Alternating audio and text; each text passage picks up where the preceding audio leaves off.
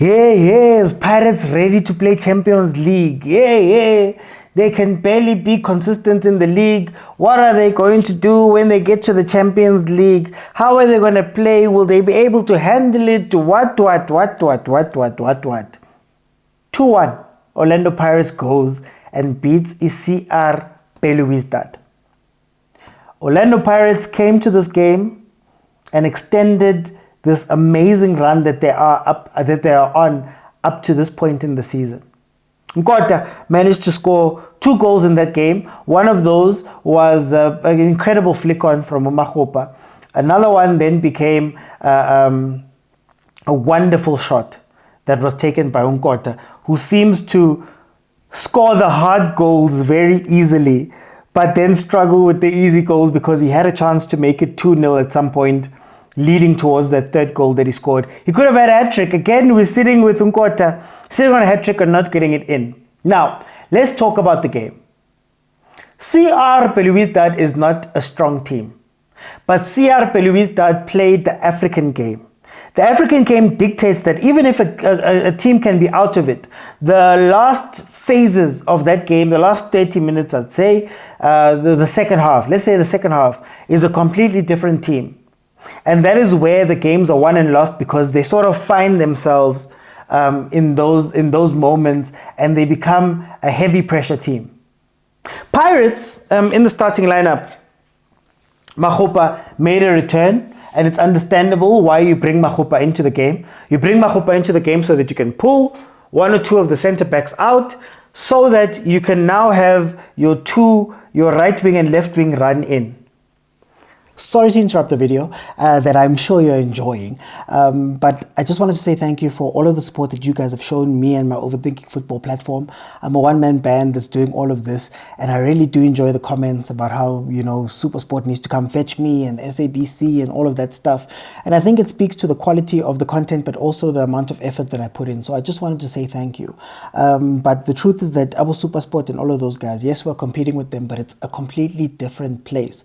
The sponsors are looking for former players, and to be honest with you, running some of these things is getting so difficult, and things have changed at home. So financially, it's a whole different world. So I wanted to try something new and come to the overthinkers, the people who watch the content, and say it would be incredible if you guys could contribute monthly towards the platform, towards keeping my lights on, but also making sure that all of the crazy things that I want to do, that I want to take Supersport on with, I can actually do. And just for 20 Rand every month, I think that would be an incredible contribution if you can make it. It may sound like a little, but if we can get a lot of people behind it, then we'll be able to carry on doing what I do. I'll be able to carry on giving you the content and also expanding it, because we don't have shows like this, and us content creators need help from our audiences. So I just came here to ask you if you can. Here is the account number that you guys can use in order to contribute. And I think, I'd be very grateful if you would. But anyway, let's get back to the video. And don't forget to like, share, and subscribe. Again, my frustration with South African football teams is Magnigas is key. You saw that the defense is slow, which means that when Mfukeng and Nkota make those diagonal runs in, the left and right back are not able to follow. In fact, second half, Khanye Samayo had to play that role a lot, but they're not quick enough to follow those 2 youngsters. So I get surprised when I see Makgopa running on the wing. What does Makgopa running on the wing and getting the ball to his feet help with? Because he's not good at controlling the ball or making the pass that you need.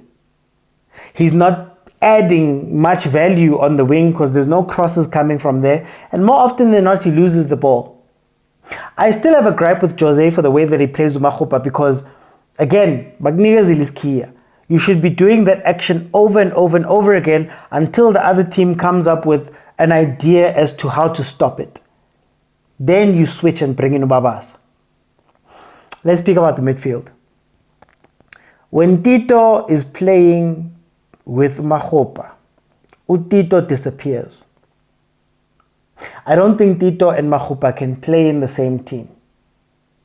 Because what tends to happen then is because Makgopa is taking Tito's space, Tito has to rush out to the wing or drop back deep, and it's not his strength. Then when Tito advances into that 10 position, now Makgopa almost has to move out and go find space somewhere else, usually on the wings. And when it goes out to the wings, it displaces one of those guys. Now you see Abonkota running inside aimlessly. I think for Pirates, Mfukeng and Nkota go missing for a lot of the game. Talente Mbata was not in this game, and you could tell by how many times Belouizdad was able to orchestrate the attacks from there and then go wide, because you didn't have somebody who was breaking up the play or building up the play, which also gave China a very tough time to play out the ball. CBC, for me, is still a risk, even though he's a very, very good defender, old school defender, but he is a risk. I don't know how long they'll be able to play with that. Hoto, Munyane, I believe they still have the same problems, even though they've been a little bit more disciplined these past few games where they don't push as much as they used to push, but they do go missing at times, and that creates problems for the defense, especially against this Belouizdad team that was trying to cross the ball a lot from those areas. If you had an active right or left back, a lot of those balls don't go in unnecessarily. But with that being said, Orlando Pirates has been incredibly professional this season. They've come in, they've scored their 2 goals, managed the game out. The only big difference between the Betway Prem and the Champions League is in the Betway Prem, you can have a TS Galaxy that has the ball, that's playing the ball, but can't make the right decisions in the final third, and maybe they don't hurt you. Whereas in the Champions League, this Belouizdad team really switched on the pressure in the second half and maybe could have gotten something. I think they had 2 other shots outside of the goal that Khanye Samayo scored that went wide, that maybe could have made it a very tough day. On Khanye Samayo, I just want to mention him and give him his flowers. He came on as a sub, and he played, at some point he was playing right back, at some point he was playing left back. At some point, he was playing left and right wing, number 10. He was taking the corners, taking the free kicks, and scored the goal that matters. This is the Khanye Samayo that I think we were waiting for. And it's sad that we had to wait for him to go to Algeria for him to decide that he can actually do those things and work so hard. So I think it was great to see him score. Also, Elias Mokwena scored and assisted in his game for Esperance, which is incredible for South Africa. So I just wanted to give him credit. But Orlando Pirates, for me, just to close off, is going to have to decide late in games what they want to do.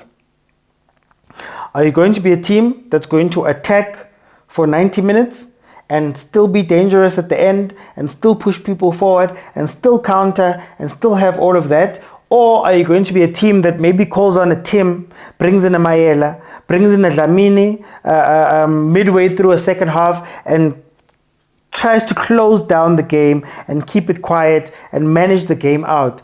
I think they're going to have to decide, because one thing that hurt Pirates, or could have hurt Pirates in this game, was not knowing whether you're still attacking. So if Abonkota was still on the pitch, Abonfukeng at some point was still on the pitch while you are in defense mode. And can you have those extra people not be part of your defense and be fine?